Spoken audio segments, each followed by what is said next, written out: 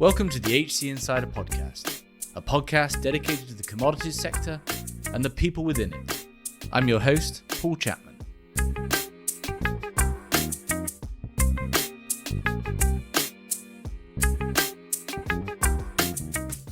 Today we're talking upstream oil, its recent history and its challenging future. A decade ago, oil prices were above $100, and yet the oil industry itself was not making money. With the calamitous collapse in oil prices in 2014, the situation got even more challenging for the sector. Now, with prices rising again, it faces significant challenges: how to navigate energy transition, how to maintain capital discipline, and how to balance exploration with production in an increasingly geopolitically uncertain world. Our guest is Morten Kelstrup. Morten has had a 25-year career in the upstream oil and gas industry, predominantly with Maersk. He was the head of Maersk Oil's UK business and now is the Chief Commercial Officer at Maersk Drilling. Morten has had a global career and holds an MBA from the University of Chicago. As always, if you enjoy the episode, please do leave us a positive review, and I hope you enjoy the show. Morten, welcome to the show. Thank you. It's my pleasure. I really look forward to this. Fantastic. So we're talking about essentially the upstream oil industry, a bit of a broad sweep of its recent history, the impacts of current ongoing pandemics, geopolitical events, and then what its future might hold in a world that is much more uncertain than it has historically been for the industry, with the advent of energy transition and other technologies coming through. Can you just help set up for us the world of upstream and oil producers over the last 20 years prior to COVID? I can at least try. I mean, everyone that's been in upstream oil will know that this is a very cyclical business, so we're kind of used to the ups and downs. But I think if you look at the last 10 years at least, it's been extraordinary in many ways. 10, 15 years back, the oil price was more or less at the same level as it is today. But the oil companies at that time were really not making any money. So that decade kind of started what you could call a financial challenge, trying to regain investor confidence following essentially what had been a long-standing crisis in earnings was sort of how the decade started. But that challenge quickly got supplemented by an increasing call on the oil industry to also be environmentally sustainable, and particularly in the area of climate change, as you know. Essentially, if the industry wanted to retain its license to operate in the society at a large, it had to move away from being, I guess, predominantly seen as part of the problem to becoming part of the solution. Yeah. So if you go sort of 5-10 years back, a financial challenge really evolved into a more sort of a dilemma of both being financially robust, but also finding a way of dealing with climate change. So it's kind of a really important part of this story, right? So we go back 15 years ago, you have high oil prices.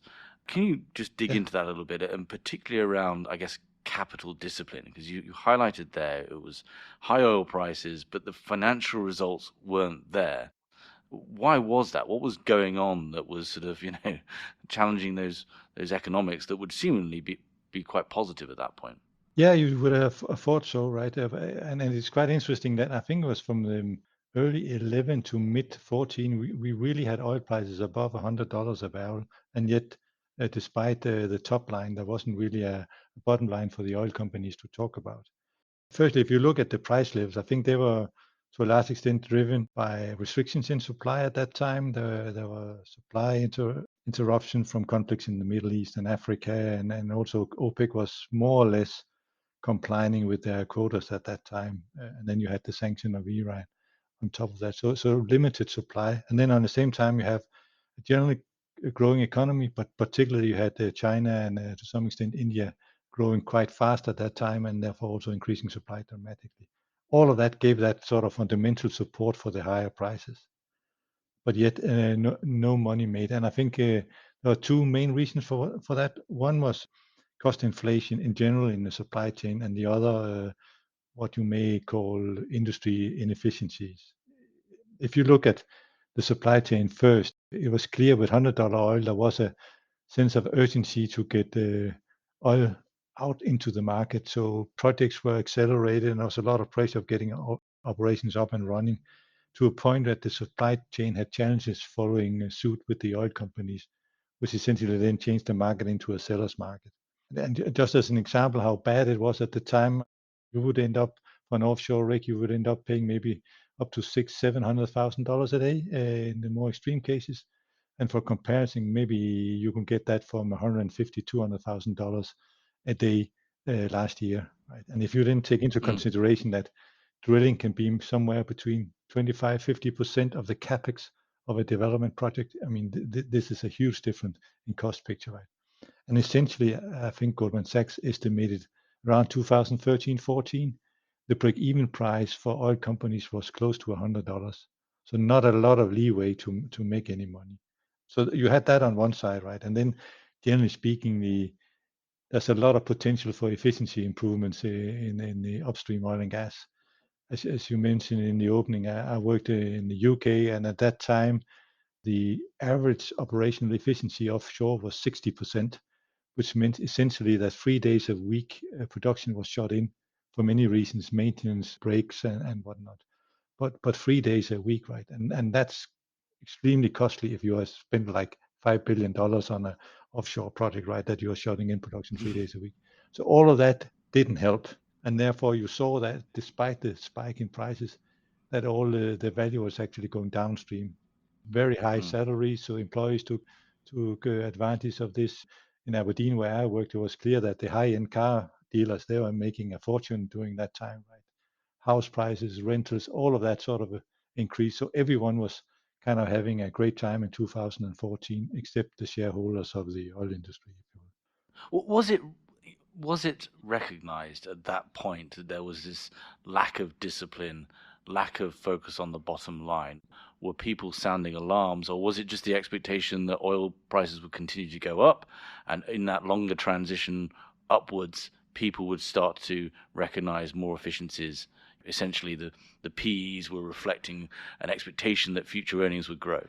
Well, at least up to around 14, I think the expectation was it was a continue to grow, and you could sort of the oil price was kind of solve the matter. I think, of course, there will be people that have been concerned, but generally the industry was at least behaving like oil price would catch up. But then, of course, in the middle of 2014, the industry got the wake-up call when oil prices plummeted, essentially. So I think oil price mid-14, it was around $115, and in January 15, it was down to 35.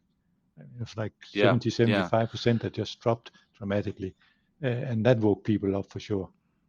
Before we get there, because that is sort of the first of a couple of pivotal moments in this narrative, can you just give us some sense of scale, and also how much oil is produced onshore, what percentage is produced offshore, and then you've got that other sort of spectrum between national oil companies, and OPEC and so forth, and then the private enterprises, the oil majors, etc., and the supply chain associated with those. Yeah.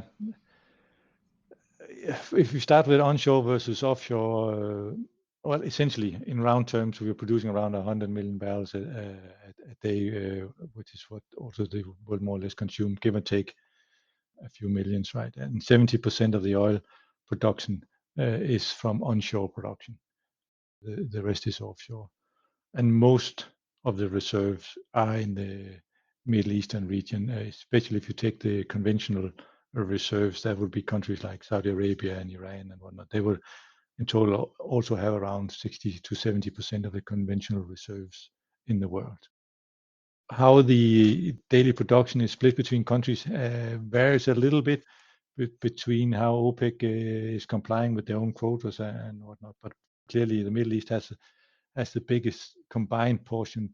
But in recent years, you have seen first Russia and then at late the US climbing up to fight for first place, which you will get if you produce around 10 million barrels a day, so around 10% of the global market, right? And then the US and Russia and Saudi have sort of been in the neighborhood.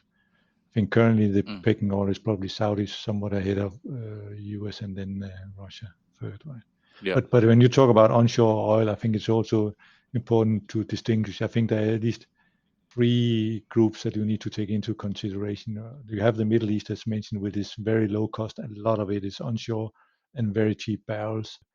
The amount of resources and the capacity there is a little bit unclear because there's not full transparency, but this is clearly the epicenter of oil production. Right? Then you have unconventionals outside of the US with Venezuela and Canada as the big players, big reserves, a big production, and they have always been important parts of the supply chain. It's hard work and probably expensive in all these places because it takes a lot of energy to get oil out of tar sands as in Canada, right? Mm-hmm. But they're nevertheless important players. And then I think the third group you will then see this is the US that has with shale made a major comeback. It used to be important. Conventional production declined, and then shale has brought it back. And I think seen from the US, it's been as a country, it's been a huge success. And we can maybe dive into that a little bit later. I'm not so sure it's been a huge success for all the investors so far because there's a lot of No, money been it's sunk been into this, right? But surely for the there's a question mark. Yeah. yeah, but surely for the US, it's been great with cheaper domestic supplies available here as well, and we'll get to that a little bit later. But the drop in the oil price I just mentioned before has very much to do with the increase in supply from the US, right? So back to that 2014 moment, because shale obviously plays a big part in that. You had this dramatic decline, to some extent, as you're alluding to, kind of unexpected. A few people we've had on the show that were participants in calling that decline. What were the major drivers behind that, and how cataclysmic was that for the upstream industry?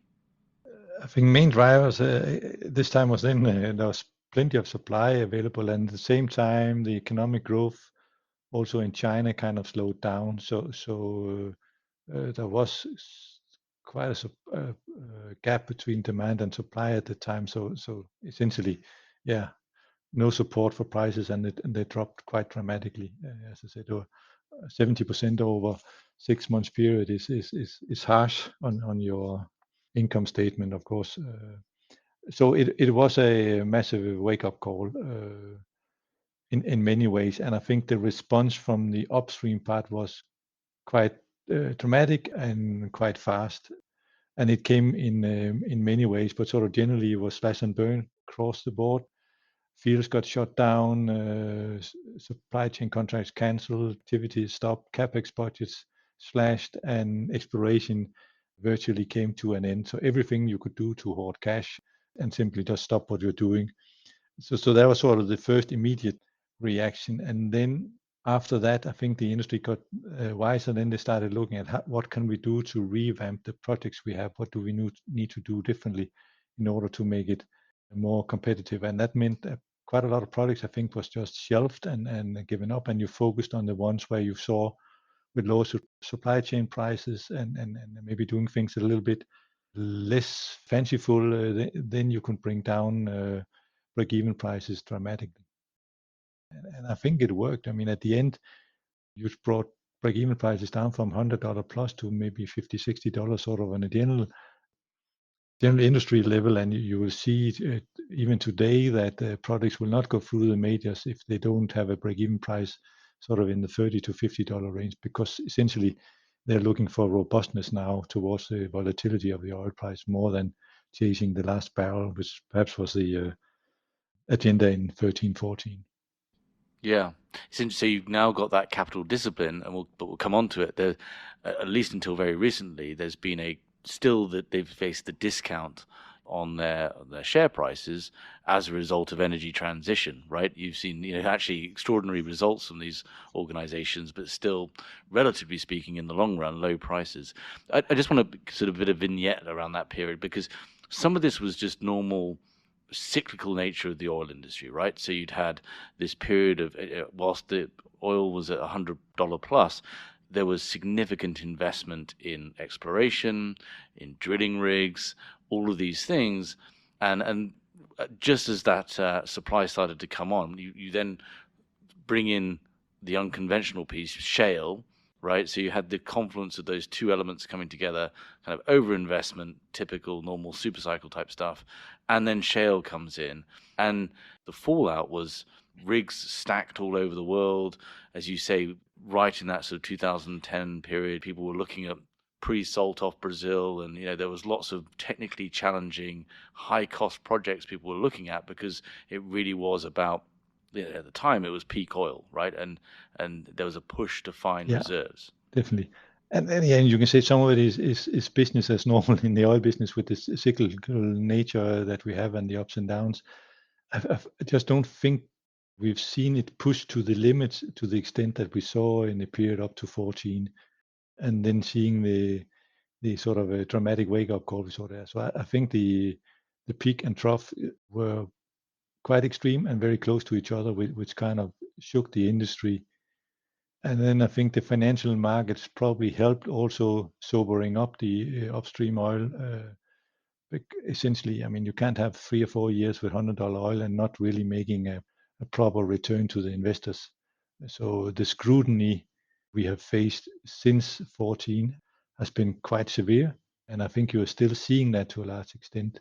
It would be interesting to see whether it lasts if commodity prices stay where they are, right? But it's still, at least when we speak to our customers, which include many of the majors, there's not a lot of wiggle room to increase investments at this point in time. And that may Yeah, be the difference which is this time, that the financial discipline stays, and then you add the whole sustainability and the climate story on top of it, where there is a push to move money for some of these, and the strategy has changed accordingly also to push money from upstream oil into offshore wind or solar panels or where else they are going, right? So there is an alternative to investing in oil, which is either dividends or green energy today, that is much stronger, I think, in the most oil companies than it used to be.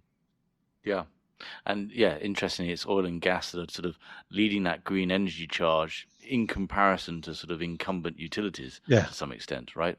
They're building a life raft rather than trying to defend the moat. But anyway, that's a different story. So you get to, because I mean, it's a pretty bleak, barren, living in Houston. My wife's obviously in the oil industry, pretty bleak picture for a number of years.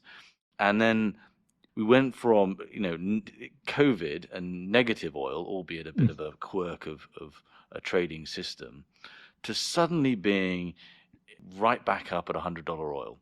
And as we sit right now, there is an energy crisis in Europe, crises popping up all over the world.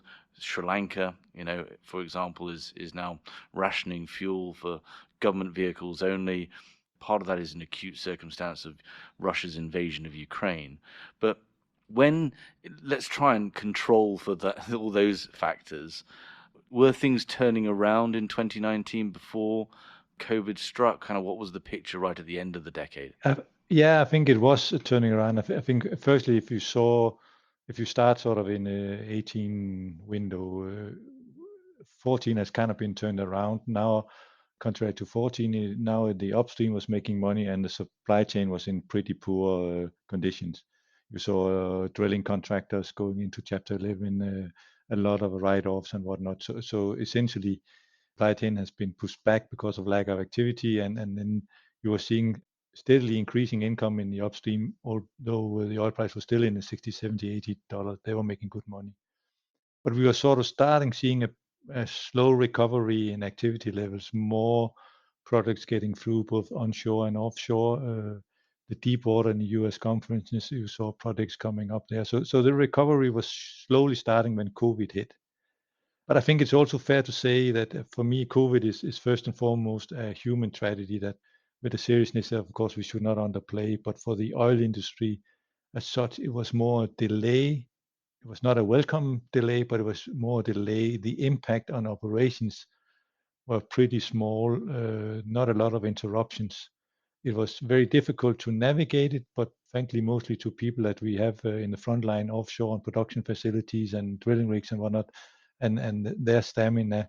We actually saw very few shutdowns or delays in production or anything. It actually operated quite well. So I think we owe these guys a big thank you for keeping the wheels running, right? Yeah. It delayed the recovery in prices, the recovery in activities, but as people sort of got their head around what this meant, I think most started sort of, okay, it's not the end of the world. We can start progressing our projects anyway. And we have seen activity levels building up quite quickly. And if you look at just taking the market I'm in with the drilling rigs as an indicator, then you would say, oh, in deeper waters, it's getting harder and harder finding vacant rigs, right, which is a reflection of activity levels going on. There's a lot of activity around the globe, both in exploration and development right now. So we are coming back in the investment level, albeit still restrained and still with projects which have reasonably low break-even prices in there. So the big question mark will be: are we going back to the craziness of 2014, or is this going to be more restrained?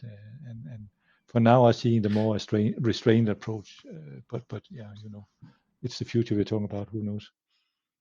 So going back to that sort of the economic difference between offshore and unconventional, shale. The reality of shale, having covered it on this episode, and the private equity world's experience with it, was that it was very high operating expense, quickly yields, whatever the right term is, slowed down, and actually it wasn't really generating any free cash flow. It was certainly more like a real estate play in some senses. And then on the flip side, you've got on offshore, it's very high.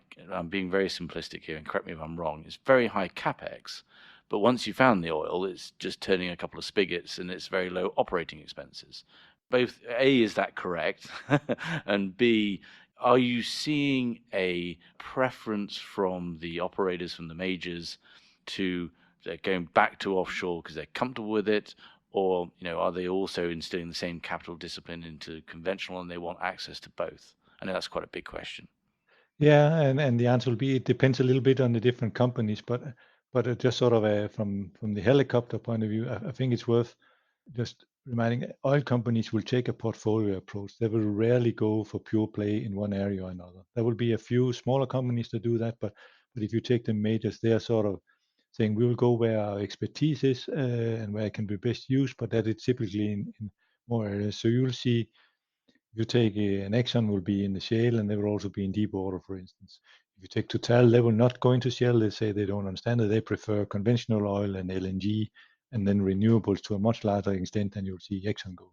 So they will take sort of a portfolio view on it, both on the technology side of this, but also on the different countries. So you'll take a bit of US country risk and a bit of Guyana country risk and a bit of, at least you used to take a bit of Russian country risk as well, right? Because things can move up and down and you don't want to be sort of a one-legged man in an ass-kicking contest, if you can call it that. Right? So you need to spread your bet, essentially, right?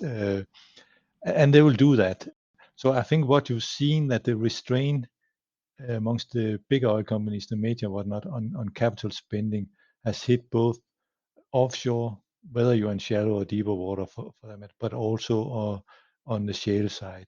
And in shale, I think you've also seen that cascaded down to sort of the mid-sized players there.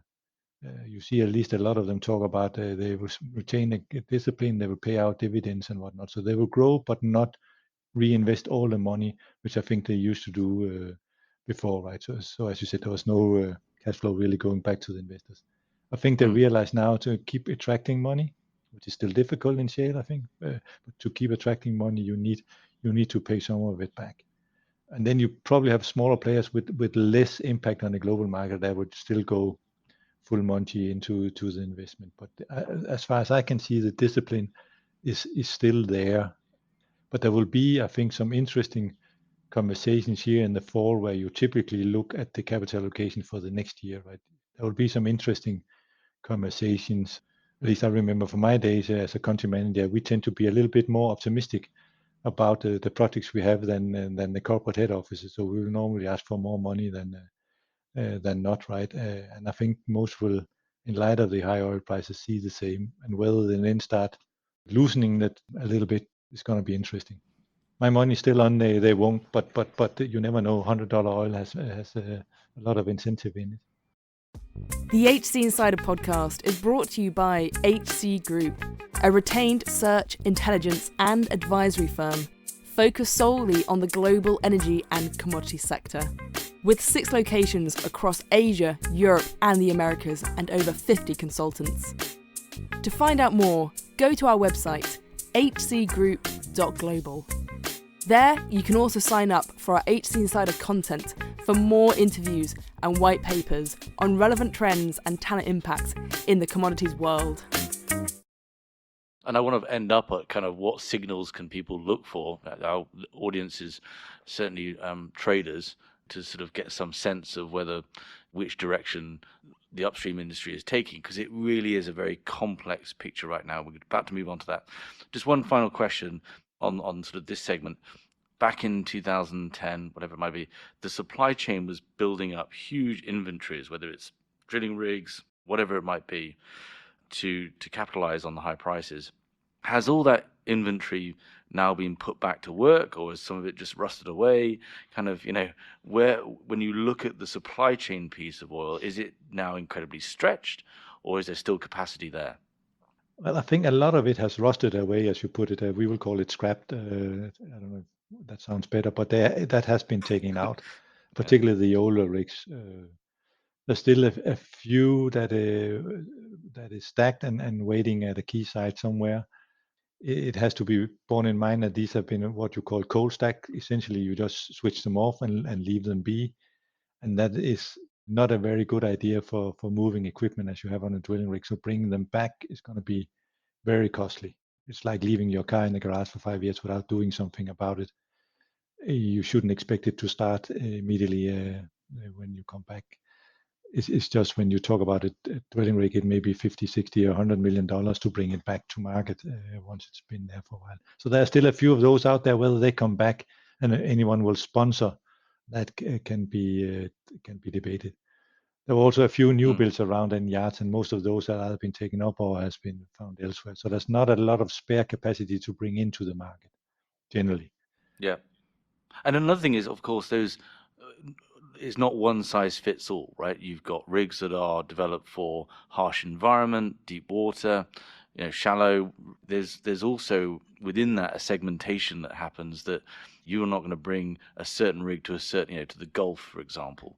So there's also even limitations there. Yeah, I agree. Yeah, so and we are. It's just a data point, but it illustrates the difference between it. If you take a rig out of the Gulf and bring it into the that is then designed for the U.S. Gulf and bring it into the North Sea, then 1 year in the North Sea would equivalent to 18 years in the Gulf, because of the harsher weather and the waves and the tension it would have on the hull. So you need to build a hull that is really robust in order to be in the North Sea. So you can't move them around. Just to illustrate your point a little. So you have that. So although it's a global market, it's not a global market. You will not move a rig from Norway to the US Gulf or vice versa. But in the sort of deeper water market, that is essentially a global market, and that's where you're seeing probably the tightest market right now. There's still capacity out there, but it's certainly less than what has been, and there are some that report that in the US Gulf it's now 100% full, which is probably true if you take what is available, but you can move rigs from Brazil or Guyana or from West Africa into the Gulf as well if you need be, right? But overall the market is getting tighter. In the jack-up market, which is more shallower water, there is still more supply than demand, but it's also getting tighter, but not to the same speed, if you say. And then you have regional differences. I think it's quite interesting if you look at Saudi Arabia. I mean, they are picking up jack-up rigs everywhere right now, which is interesting in light of the oil price, and also conversations around whether or not there's enough capacity in the Middle East to increase production, right? But a lot of rigs going down there right now. So that may be a point that if you're trading this, you want to keep an eye on. So what the heck are all these rigs going to do down there? Yeah, interesting. You spend your time obviously running a business, but also talking to the leadership of producers, majors around the world, which is why we're so excited to have you on. It seems an incredibly challenging moment right now, because you've got energy transition. How, in the big broadest sense, how long is oil going to be valuable because its majority of its uses as transportation and so on. Then you've got shareholder discount on any firm that has not got a clear ESG plan. How long will that go on for? And then you've got the immediate energy crisis and high oil prices. For example, Russia's earning a lot more income than it would typically do. And in an energy crisis, that very quickly can translate into a food crisis and the instability that results from that. So, and you've kind of got this pressure from governments to increase production, but on the same side, dare I say it, windfall taxes on profits and so forth. So it's a really challenging environment to navigate. I know I've said a lot there, can you help thread that all together and kind of give us the scenarios that leadership, in whether you're in your role in the supply chain at the leadership level or in the actual operator level, the world that they're facing? Yeah, I can at least try. And again, but just repeating, I mean, from the beginning, there is, and it's still around, right? There's a financial challenge to the industry, convincing the financial markets that this is actually worthwhile investing in, which is linked to everything you're saying, right? Then you have the climate challenge, which is also raising the question mark. And then finally, and I think it has developed into a trilemma, and then you have the security of energy supply coming out of this horrendous attack on Ukraine from Russia, right? So you have those three things that are big challenges to the industry, and I think it needs to find an answer in order to be able to reasonably argue that there's a role for the oil industry also in the future, just as I set out. So I think that the dilemma, if you are a major oil company right now, is do you stick with what you're good at, or do you use this also an opportunity to maybe transition into new markets and new opportunities, and in that process also greening yourself, because that is seen maybe as being a more acceptable proposal to investors across the world, right? And I think you are seeing players going a little bit in both directions.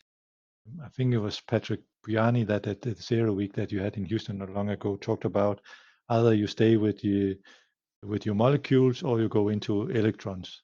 Players like Exxon and Chevron are staying with the molecules, essentially the hydrocarbons, in the sense that they seem to be sticking. So we are good at oil and gas, and we are good at what is associated with that more closely. So we will look at something like carbon capture, and because that is something we've been doing already, and that's a natural step out and in line with what we are doing well, which is handling molecules. Whereas someone like Total and more of the European majors are saying, well, we are supplying energy, and then that includes electricity and maybe an increasing electrification of their portfolio. So they go into the electron worlds and start spinning out into to windmills and solar panels and solar parks and whatnot, and thereby also giving themselves perhaps in the public eye a greener image, if you will, right? So you see that sort of bifurcation between our companies, and then you have a whole range that will sort of place themselves on that scale. And then if you're an investor, you need to of course make up with yourself whether you believe one is better than the other. And I think that is too early to tell. Also, we can all have our preferences, but you're seeing that kind of split for the majors, and the way we see that is then some of the ones that are going into electrons. There's also maybe more competition, and maybe not always fair competition between oil and green. It's no longer just a matter of return on investments. There are also other parameters that goes in that maybe confuse traditional oil people who've been used to something different. And there's a little bit, where are they going? Are they going to invest? Are they going to stay? Are they going to leave in different countries and whatnot? Yeah, that affects the people. We're definitely seeing that, right? It's sort of, as you say, it's not necessarily a level playing field when it comes to resources, and also, dare I say it, things like promotions as well, right? Yeah. You're seeing the traditional oil and gas hydrocarbon molecule people feeling somewhat discounted in favor of the new green technologies that these organizations are investing in. And that's causing a lot of cultural tension within those organizations that is a tough one to address. The other thing to say there as well, and I'd love you to comment on this, is the oil industry has historically had extraordinary returns on investment, on equity, right? you're talking like 30% type industry, whereas the renewable sector is actually more. We're talking about technologies here. We're talking about hardware for the most part, and has a much lower rate of return in the nature of just how it's structured and power prices and so forth. Your product is not worth as much, and a solar panel is far less complex than an offshore oil rig, to say the blindingly obvious. So there's also that challenge as well, is that how are the oil majors going to make that income transition as well if they go down that green route? I agree, and I will not pretend to have the answer on that one because I'm also a little bit curious about how that's going to happen. I think some of the ways that the money has been made, at least initially in offshore wind, and there's a Danish company that's called Ørsted, which I think now is the biggest player, and that have been very good at it, is that you go in essentially and take the initial risk of getting the power purchase agreements in place and getting the offshore windmills built, and then you farm down and selling out to pension funds and whatnot at a much lower discount factor, and thereby you realize money that way, which is sort of an indirect way of making money. I think that would work for a while, but in the longer term, there has to be some sort of price reward, whether it's through a tax on CO2 emissions or something else that will induce investments into windmills, for instance, right, in order to provide adequate returns. Yeah. And you can argue, at least from an economist point of view, then CO2 tax is the most obvious way to sort of level the playing field a little bit, so we spend the money there where the least emissions are, or at least there's an incentive to do something about the emissions, and that may help a little bit. But right now it's a little bit hard to see that the financial returns at least justify the investments. And funnily enough, I mean, if you look at the guys investing in renewable energy now and some other industry group, it is oil companies that are the biggest investor, followed by utilities into green, right? Which is to some extent interesting. Yeah. As you say, there's also this argument, which we've discussed on this show again. If you were to account for carbon in a price mechanism, whether that's a tax or a credit, whatever it might be, that would unlock some of the uncertainty around investors supporting increasing oil production in a time of energy crisis, and also, as you say, level the playing field by capturing that externality. Okay, so as you look forward, it's sort of somewhat crystal ball time, and we're privileged to have you on to ask these questions. When you look forward, what sort of factors do you think indicate continued rising prices, and what signals should we all be looking for?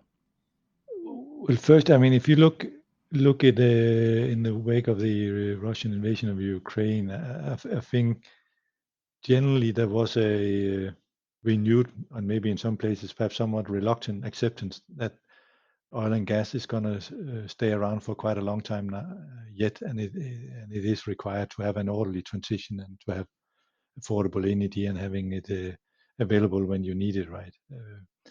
I would just be cautious from an oil and gas industry point of view and not interpreting this as a free lunch to continue as is. And the reason I'm saying that is that I think the pressure on the industry will remain high to do something about our emissions. And this is relevant in the sense that makes oil and gas more costly to deliver to the market. And therefore it may also reduce the availability of supply, whether we like it or not. Essentially, it's just more expensive to deliver emission-free oil and gas than not.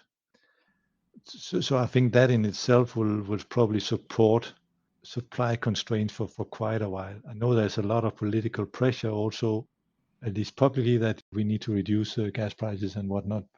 But essentially, the fundamentals will still be, if we need to invest at the same time in emission mitigation, it's going to be more costly. So that would, to some extent, restrict supply.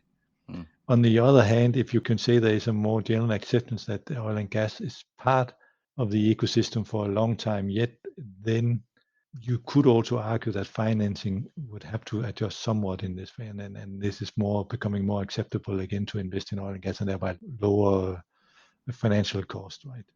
So you can say maybe they will sort of offset each other.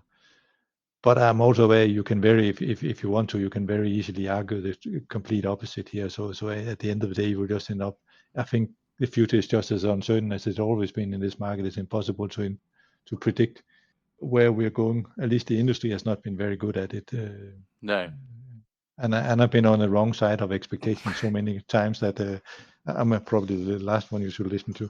Yeah, never trust someone who can predict the price of oil. But I mean, it is fair to say though that normally by this stage in the price trajectory, you would see significant inflows of investment into the oil industry. And even anecdotally, I can see that we're not seeing that in the number of banks here in Houston that have closed down their upstream offering, European banks that are no longer offering, to investing in reserve-based lending and all these things that would have been buzzing right now. And as you said yourself, most of these oil majors, a good proportion of them, are investing in green technology, which is great and fantastic, but that's also diluting their investment that's going into what they would have normally done, which is exploration, production, etc. So there is an investment story there that suggests that we could see things get really tight over the next couple of years.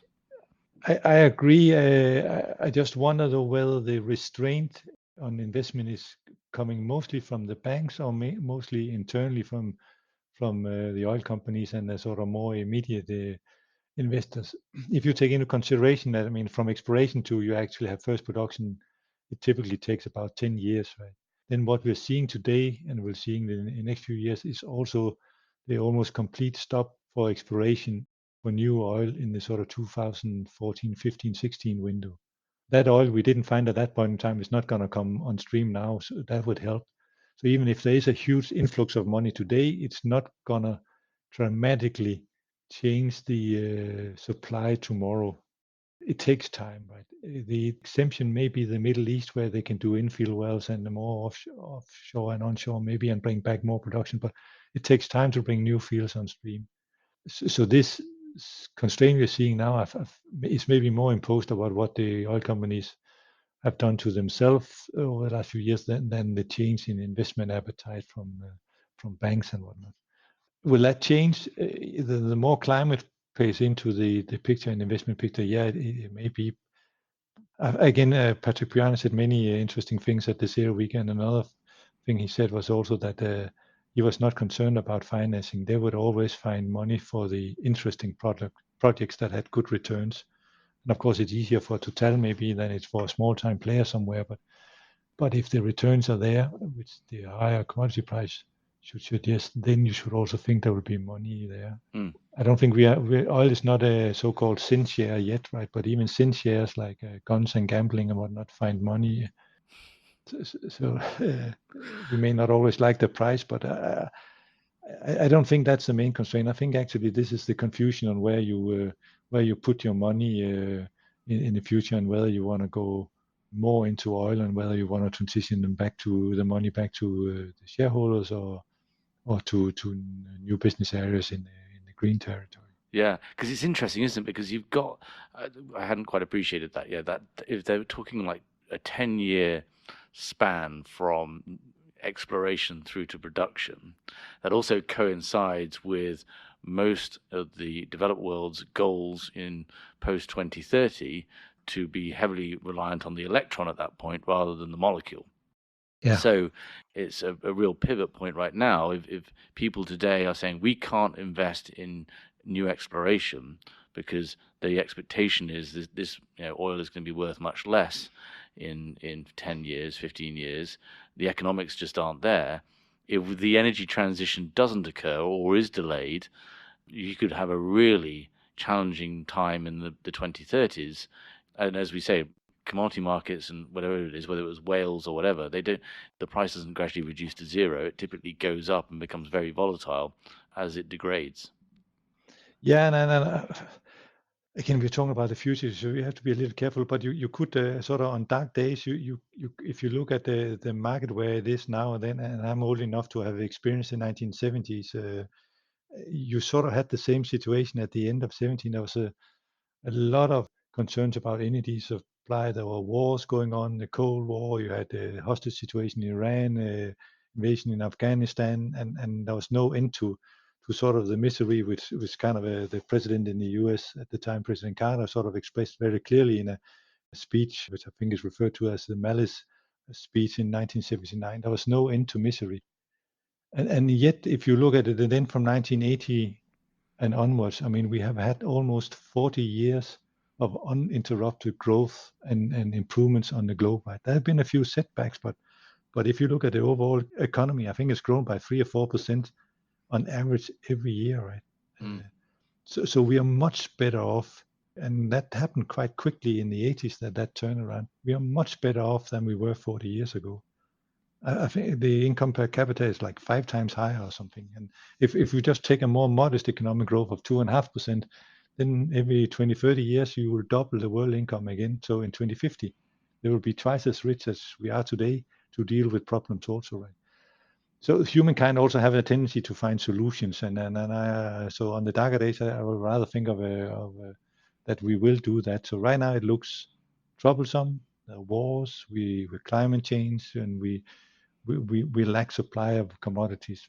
But then we've done that before, and I think we can fix it. And there are many ways that we can mitigate the emissions from the oil and gas industry in order to make that also a sustainable player for the next many years. And I think that will help.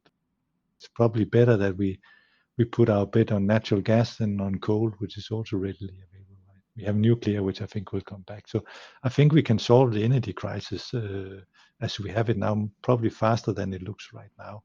But a lot of work has to be done for sure. But I remain optimistic. And another way maybe of illustrating it, if you take, which will help a lot, $100 tax on per ton of a CO2 emission, right? That's about 25 cents a liter of whether it's diesel or gasoline. That's 10-15% of the current retail prices in Europe.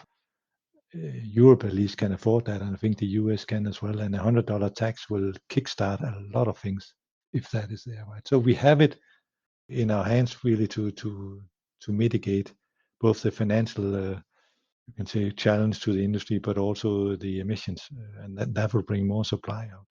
We just need to act, I guess.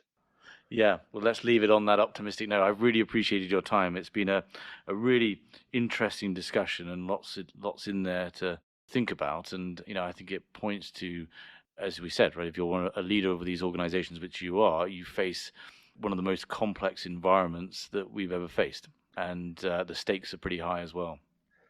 Yeah, and then just to close, I mean, if you're familiar with European football, you will be familiar with an expression called squeaky bum time, which is essentially the Manchester United manager, Sir Alex Ferguson, that came up with that. But that's essentially that sort of a ending point of a game where you need to decide whether you're going to win or lose this game. And I think for oil and gas, we are in a squeaky bum kind of situation, but I think we can also win it. Excellent. Well, I will leave listeners with that thought. Thank you, Morten. I've really enjoyed it, and hopefully we can have you on again, next year and see what decisions are starting to be made. And see how wrong I was. But thank you. It was a pleasure as well, Paul. I really enjoyed this. So thank you very much, and have a great day. Thank you for listening. If you enjoyed this episode and want to support the show, please give us a positive review on Apple Podcasts or Spotify. To find out more about HC Insider and HC Group, a search and advisory firm dedicated to the commodity markets, visit our website at www.hcgroup.global. There you can find out more about our services and our offices around the world. There you can also find more content, from interviews to insight pieces to more podcasts focused on the commodity value chains. Thanks again for listening.